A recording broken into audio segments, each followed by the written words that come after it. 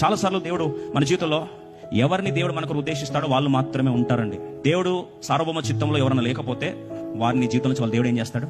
తీసేస్తాడు. ఎందుకంటే వారి హృదయాలోచనలు, వారు నీ ముందు వ్యక్తపరచని సంభాషణ కూడా ఆయన ఏం చేస్తాడు? విని ఉంటాడు.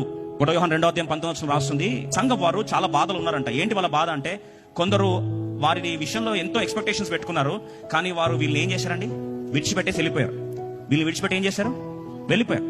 వెళ్ళిపోతే ఆ గాయం నుండి వీళ్ళు ఇంకా బయటకి రాలేకపోతున్నాడు. అంటే వాళ్ళ మనసులో ఏంటంటే, అలా జరగపోయింటే బాగుండు, అరే వాళ్ళు ఉండుంటే బాగుండు, అరే వాళ్ళు ఉండున్నప్పుడు మంచిగా ఉండేది కదా, ఎందుకు వదిలేసి వెళ్ళిపోయారు, అట్లా చేయకపోతే బాగుండు, పలానా సంఘటన జరగకపోతే బాగుండు, ఇలానే ఏడుస్తున్నారట. ఏడుస్తా ఉంటే అప్పుడు దయచున్నట్టు మాట చూడండి, వారు మనలో నుండి బయలు వెళ్ళిరి గాని వారు మన సంబంధులు కారు. మనలో ఉండేవారు ఒకప్పుడు, కానీ వారు మన సంబంధులు కారు. వారు మన సంబంధులు అయితే మనతో కూడా నిలిచి ఉందరు. ఈ గుడి గుర్తు నమ్మండి. వాళ్ళు దేవుడు మన ప్లాన్ లో ఉంటే నువ్వు హడి హడి హడి అని అరిమితే కూడా వాళ్ళు పోయినట్టు పోయి మళ్ళీ వస్తారు.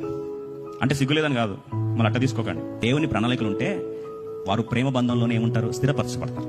కాబట్టి నువ్వు వెళ్ళిపో అని ఒక 100 సునామీలు సాతాను వచ్చి 100 సునామీలు అనుమతిస్తే కూడా దేవుని ప్రణాళికలు ఉన్నవారు నీ కొరకు దేవుడు ఏర్పాటు చేస్తుంటే వారు నిన్ను విడిచిపెట్టి పోరు. వారు మన సంబంధులైతే మనతో కూడా నిలిచి ఉందురు. అయితే వారందరూ మన సంబంధులు కారని ప్రత్యక్షపరచబడినట్లు వారు బయలు వెళ్ళిరి. అయితే వారు మన సంబంధులు కారు, మన కొరకు దేవుడు ఏర్పాటు చేయలే వాళ్ళని.